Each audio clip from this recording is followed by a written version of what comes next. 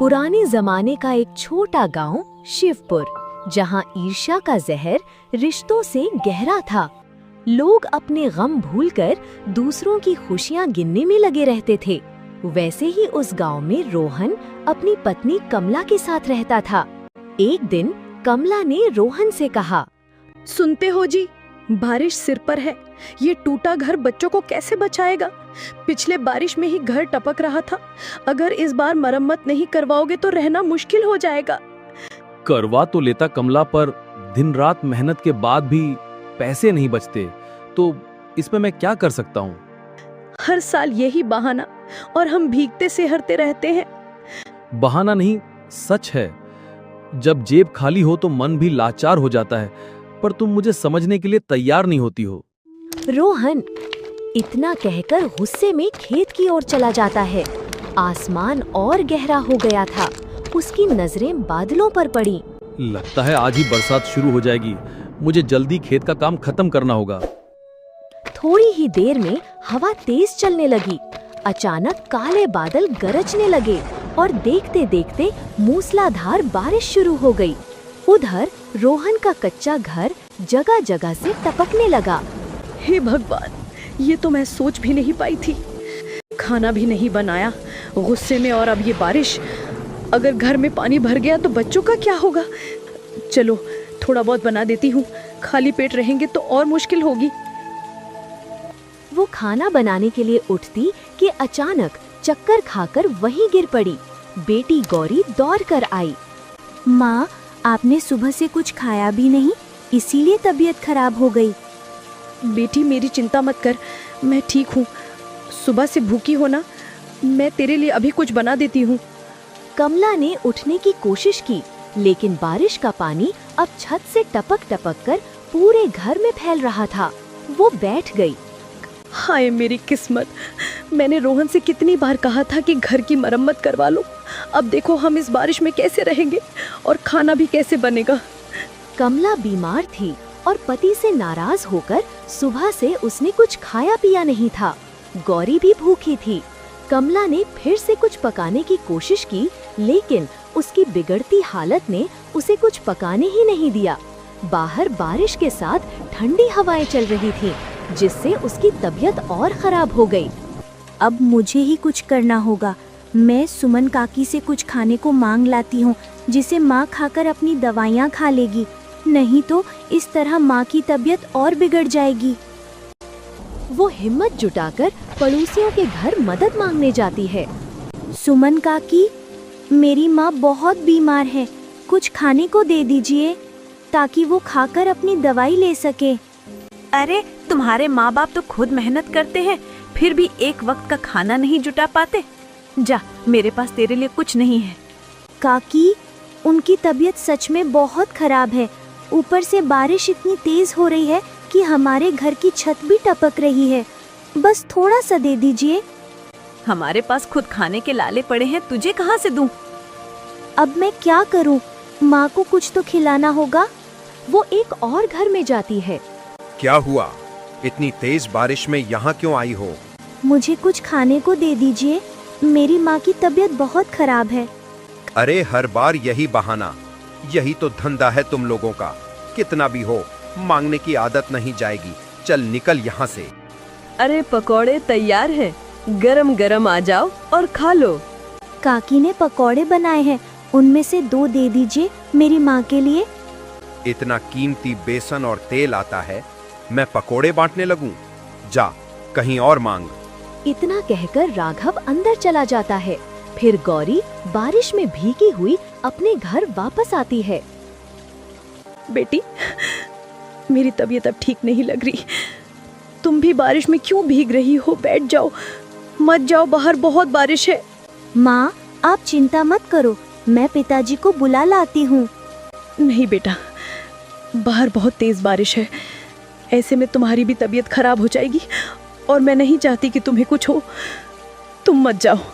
नहीं माँ, आपकी हालत बिगड़ रही है, मैं पिताजी को जरूर बुलाऊंगी। इतना कहकर गौरी मूसलाधार बारिश में ही घर से निकल जाती है और चलते चलते खेत के पगडंडी पर से ही कहती है, पिताजी, पिताजी, माँ की तबीयत बहुत खराब है, चलिए ना। लेकिन रोहन अपने कामों में लगा रहता है और उसे गौरी की आवाज सुनाई तक नहीं देती है। तभी गौरी बारिश में भीगते हुए कांपने लगती है और गिर पड़ती है। तभी वहाँ पास से गुजर रहा एक बूढ़ा गणेश उसे देखता है। अरे, ये बच्ची तो गिर गई। बेटा, क्या हुआ? तुम यहाँ क्या कर रही हो इतनी तेज बारिश में? घर चली जाओ। काका, मुझे पिताजी को बताना है कि माँ की तबीयत बहुत खराब है, लेकिन वो सुनते नहीं हैं। तुम घर जाओ, मैं खुद तेरे पिता को ये खबर दे दूंगा। धन्यवाद काका। इतना करके गौरी अपने घर के लिए निकल जाती है और बूढ़ा व्यक्ति रोहन के पास जाता है। अरे रोहन बेटा, क्या हुआ काका? आप इतने परेशान क्यों हैं? तेरी पत्नी की हालत बहुत बिगड़ गई है। तेरी बेटी कब से तुझे आवाज दे रही थी, पर तूने एक बार भी जवाब नहीं दिया। हे भगवान! काका, आपका बहुत धन्यवाद। मैं अभी उनके पास जाता हूँ। रोहन हक्का बक्का घर की तरफ भागता है, लेकिन जब वो अंदर पहुंचता है तो देर हो चुकी होती है। कमला इस दुनिया से जा चुकी थी। माँ, तुम मुझे छोड़कर नहीं जा सकती हो। माँ, उठो ना। देखो, मैं यहाँ हूँ, आप उठो ना माँ। आप कुछ बोल क्यों नहीं रही हो? गौरी बेटा, तुम्हारी माँ को क्या हो गया? पिताजी, माँ कुछ भी नहीं बोल रही। मैंने कितनी बार हिलाकर उठाने की कोशिश की, लेकिन ये आंख भी नहीं खोल रही। नहीं नहीं, ऐसा नहीं हो सकता गौरी। कमला, उठो, देखो मैं आ गया हूँ। मेरी तरफ देखो। तुम मुझे ऐसे बीच रास्ते में छोड़कर नहीं जा सकती। एक बार तो बोलो कमला। रोहन के आंखों से आंसू टपकने लगते हैं। तभी पड़ोस से राघव और सुमन भागते हुए आ जाते हैं। अरे अरे, ये तो मर गई बेचारी बेचारी। और इसमें तेरी ही गलती है रोहन। तेरे जैसे आदमी को बीवी का हक नहीं होता। तूने कभी इसे ढंग से खाना तक नहीं दिया और आज सुबह तो लड़ाई भी कर रहा था। शायद लड़ाई में ही तूने इसे जान से मार दिया। और आज सुबह तेरे घर से चीखने और झगड़े की आवाज साफ साफ सुनाई दे रही थी। बेचारी तेरी बेटी आज मेरे घर आई थी रोते रोते। बस इतना कह रही मुझे कुछ खाने को दे दो। तू आदमी होकर भी अपनी औरत को भूखा रखता था। नहीं, ऐसा मत कहो। मैंने ऐसा कुछ नहीं किया। कमला मेरी जान थी, मैं उसे क्यों मारूंगा? तेरी आंखों में देख सकता हूँ तू झूठ बोल रहा है रोहन। गांव में और लोग इकट्ठा हो जाते हैं। सबकी नजरों में शक और ताने थे। रोहन एक कोने में अपनी पत्नी के शरीर के पास बैठा था, लेकिन धीरे धीरे पूरे गांव में ये बात आग की तरह फैल जाती है कि उसने अपनी पत्नी की हत्या कर दी। मुखिया जी, हमारे पड़ोसी रोहन ने अपनी पत्नी की हत्या कर दी है। ये तुम क्या कह रहे हो राघव? भला कोई अपनी पत्नी की कैसे हत्या कर सकता है? ये तो सरासर अन्याय है। सुबह से ही इसके घर में झगड़ा हो रहा था और फिर ये गुस्से में खेत चला गया। इसकी मासूम बेटी गांव में रो रो कर मदद मांग रही थी, लेकिन किसी को नहीं पता था कि उसकी मां मर चुकी है। मुझे यकीन है रोहन ने ही उसे मारा होगा। ये तो गंभीर बात है। हमें महाराज को खबर देनी चाहिए। मुखिया जी, ऐसे लोगों को सजा मिलनी ही चाहिए, वरना कल को कोई और भी अपनी औरत पर हाथ उठाने से पहले नहीं डरेगा। अगर हम चुप रहे तो ये अपराध बढ़ते ही जाएंगे। इसलिए हमें अभी और इसी वक्त महाराज के पास जाना होगा। हाँ राघव, तू बिल्कुल सही कह रहा है। ऐसे घिनौने काम पर तुरंत कार्रवाई होनी चाहिए। देर करने का मतलब है अपराधी को खुली छूट देना। चल अभी के अभी राजमहल चलते हैं। राघव और मुखिया महाराज के दरबार में पहुंचते हैं। कहो, क्या हुआ? किस शिकायत के लिए आए हो? महाराज, हमारे गांव में रोहन नाम का एक आदमी है जिसने अपनी पत्नी की हत्या कर दी है और गांव वालों से झूठ बोल रहा है कि उसने अपनी पत्नी की हत्या नहीं की। कोई अपनी पत्नी को भला क्यों मारेगा? उसकी पत्नी हमेशा उसे छोटे छोटे काम करने को कहती थी, लेकिन वो ध्यान नहीं देता था और उसी दिन उसने उसे मार डाला और खेत चला गया। उसकी मासूम बेटी को भी नहीं पता था कि उसके पिता ने क्या किया। महाराज, मैं उसका पड़ोसी राघव हूँ। मेरा घर रोहन के घर के बिल्कुल बगल में है। आए दिन वहां झगड़े होते थे। हम सब ने अपने कानों से उनकी आवाजें सुनी हैं। उसकी पत्नी हमेशा रोती चिल्लाती थी और आज तो लगता है झगड़ा इतना बढ़ गया कि रोहन ने गुस्से में उसे जान से ही मार डाला। यह हमारे राज्य का घिनौना अपराध है। सैनिक, तुरंत जाओ और रोहन को लेकर मेरे सामने पेश करो। जो आज्ञा महाराज। सैनिक गांव में पहुंचते हैं। रोहन, चलो, महाराज ने तुम्हें तुरंत बुलाया है। अभी इसी वक्त तुम्हें राजमहल जाना होगा। ये आप क्या कह रहे हैं? मैंने कोई अपराध नहीं किया। मुझे अभी अपनी पत्नी का अंतिम संस्कार करना है। मैं अंतिम संस्कार करके आ जाऊंगा। अंतिम संस्कार बाद में होगा, अभी तुम्हें महाराज के सामने चलना होगा। चलो। नहीं, मेरे पिताजी को छोड़ दीजिए, उन्होंने कुछ नहीं किया है। बेटी, इसका फैसला महाराज करेंगे, तुम चिंता मत करो। गौरी बेटा, परेशान मत होना, मैं वापस आऊंगा। इतना कहकर रोहन सैनिकों के साथ राज दरबार की ओर चला जाता है। आओ आओ रोहन। महाराज, आपने मुझे क्यों बुलाया? मुझे अपनी पत्नी का अंतिम संस्कार करना था। क्या कोई काम था आपको? बड़े भोले बन रहे हो तुम। अपनी पत्नी की हत्या करके अब ऐसे जवाब दे रहे हो जैसे वो खुद ही मर गई हो। ये आप क्या कह रहे हैं महाराज? नहीं, ऐसा नहीं है। मैंने अपनी पत्नी को नहीं मारा है। ये झूठ बोल रहा है महाराज, इसने ही जान से मारा है। राघव, तू क्या बोल रहा है? तुम्हें पता है वो मेरी पत्नी थी, मेरे बच्चे की माँ। मैं उसे मारने की सोच भी कैसे सकता हूँ? चुप हो जा रोहन, हम सब तुम्हारे बारे में अच्छे से जानते हैं। सच यही है कि तुमने अपनी पत्नी की हत्या की है। तो फैसला हो चुका है रोहन। सारे गवाह तुम्हारे खिलाफ हैं, यानी तुम ही अपराधी हो। तुम्हें उम्र कैद की सजा दी जाती है। नहीं, ऐसा मत करिए महाराज। मेरी एक छोटी मासूम सी बच्ची है, वो अकेले कैसे रहेगी? मैंने अपनी पत्नी का अंतिम संस्कार तक नहीं किया। मुझ पर तरस खाइए महाराज। बस बहुत हुआ, हर अपराधी यही कहता है। सैनिकों, इसे पकड़कर कारावास में डाल दो। सैनिक रोहन को पकड़कर ले जाते हैं। बगल में खड़े बूढ़े गणेश सब सुन रहे होते हैं। नहीं, जरूर इसमें कुछ और बात है। मुझे सच का पता लगाना होगा। गणेश रोते हुए गौरी के पास जाता है। काका, मेरे पिताजी, वो क्यों नहीं आए? वो कहाँ हैं? बेटा, तुम्हारे पिताजी को महाराज ने कारावास की सजा दे दी है। तुम्हारी माँ को जान से मारने का इल्जाम सभी गांव वालों ने तुम्हारे पिताजी पर डाल दिया है। नहीं, ऐसा नहीं हो सकता। काका, मेरे पिताजी ने माँ को नहीं मारा। माँ की तबीयत तो पहले से ही खराब थी। बेटा, थोड़ा धैर्य रखो, मुझे थोड़ा वक्त दो।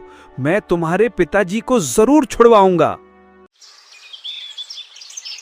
दिन बीतते हैं। एक दिन गणेश किसी काम से बनिए के घर जाता है। बनिया और उसकी पत्नी आपस में बातें कर रहे थे। आखिर हमारा काम हो गया, किसी को पता भी नहीं चला। कौन सा काम? अरे वही, रोहन की पत्नी कमला को मैंने जहर दे दिया था।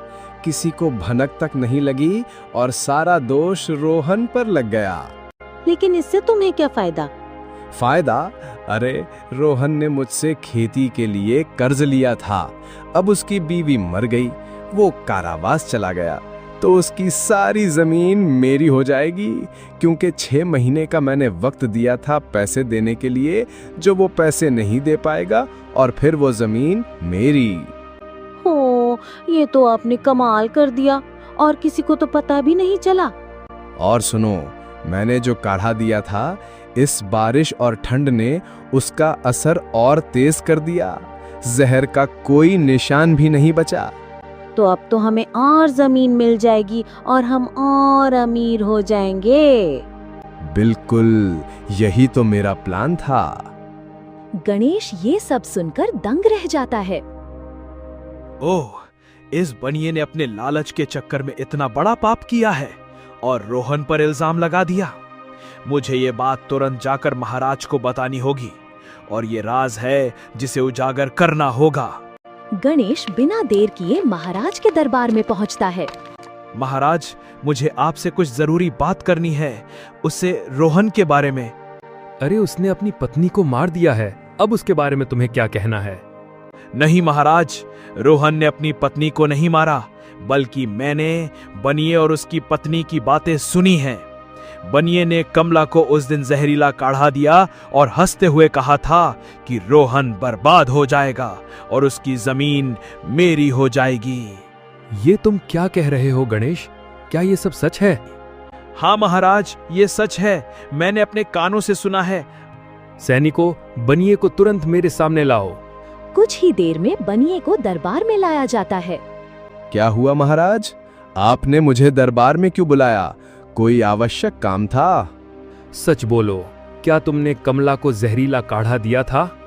महाराज नहीं, मैंने ऐसा कुछ नहीं किया। ये सब झूठ है। बनिया, मैं झूठ और सच में फर्क करना जानता हूं। अगर अभी सच नहीं बोला तो सजा और भी कड़ी होगी। महाराज, मैं कसम खाता हूं। बनिया, यहां तुम्हारे झूठ की कोई कीमत नहीं। सैनिक, इसे ऐसी सजा दो कि जुर्म कबूल किए बिना यहां से हिल भी ना पाए। महाराज, मैं कबूल करता हूं। हाँ, मैंने ही कमला को जहरीला काढ़ा दिया था ताकि रोहन कर्ज न चुका सके और मैं उसकी जमीन हड़प लूं। सैनिक, रोहन को तुरंत कारावास से रिहा करो। जो आज्ञा महाराज। बनिए की जमीन और संपत्ति जब्त की जाए और गांव के गरीबों में बांट दी जाए और बनिए को आजीवन कारावास की सजा दिया जाता है। महाराज, मुझे माफ कर दीजिए। मुझसे गलती हो गई। कृपया इतनी कठोर सजा मत दीजिए। गलती तुमने एक नहीं, दो जिंदगियों को बर्बाद किया। एक की जान ली और एक बेगुनाह को कारावास के पीछे डाल दिया। ये तुम्हारा लालच बहुत ही घिनौना है। तुम्हें आजीवन कारावास की सजा काटनी ही पड़ेगी। सैनिक बनिए को पकड़कर ले जाते हैं। तभी रोहन दरबार में आता है। रोहन, हमें माफ कर दो। हमने बिना पूरी जांच पड़ताल किए तुम्हें सजा सुना दी। ये हमारी भूल थी और हम इसे स्वीकार करते हैं। मंत्री जी, रोहन को कुछ धन दिया जाए ताकि इसकी आर्थिक स्थिति सुधर सके और ये अपनी बेटी के साथ सम्मान से जिंदगी जी सके। तुम्हारा भी धन्यवाद गणेश, तुमने मुझे एक गलत फैसला करने से बचा लिया। महाराज, ये तो मेरा एक नागरिक होने के नाते फर्ज था। तभी मंत्री कुछ धन लेकर रोहन के हाथ में देता है। महाराज, ये धन लेकर मैं क्या करूंगा जब मेरी पत्नी ही इस दुनिया में नहीं रही? हिम्मत रखो रोहन, तुम्हारी पत्नी नहीं है लेकिन तुम्हारी बेटी है। उसके लिए तुम्हें जीना होगा। रोहन धन लेकर गांव लौटता है। तभी गौरी दौड़ते हुए उसके पास आती है। पिताजी, पिताजी, आप आ गए? मैं बहुत परेशान थी। सोच रही थी आप कब आएंगे। आखिर सच्चाई सबके सामने आ ही गई बेटा। काका, आपने मुझे बेगुनाह साबित किया। इसके लिए मैं जिंदगी भर आपका आभारी रहूंगा। गणेश ऊंची आवाज में गांव वालों से कहता है, सुन लो सब, रोहन बेगुनाह है। तुम सब ने मिलकर झूठी गवाही दी थी और इसे फंसा दिया था। तभी राघव और कुछ गांव वाले आ जाते हैं। मुझे माफ कर दे रोहन, मैंने भी बिना सोचे समझे तेरे खिलाफ बोल दिया। हम सब ने गलती की। मुझे भी माफ कर दो राघव, मैं भी तुम्हारे खिलाफ खड़ी हो गई थी। तुम्हारे साथ हम सबको ऐसा नहीं करना चाहिए था। जो बीत गया वो बीत गया। बस अब सच और इंसाफ का साथ देना। उस दिन के बाद रोहन अपनी बेटी गौरी के साथ पक्के मकान बनाकर रहने लगता है। महाराज से मिले धन से वो अपना सारा कर्ज चुका देता है और मेहनत करके एक खुशहाल जिंदगी जीने लगता है।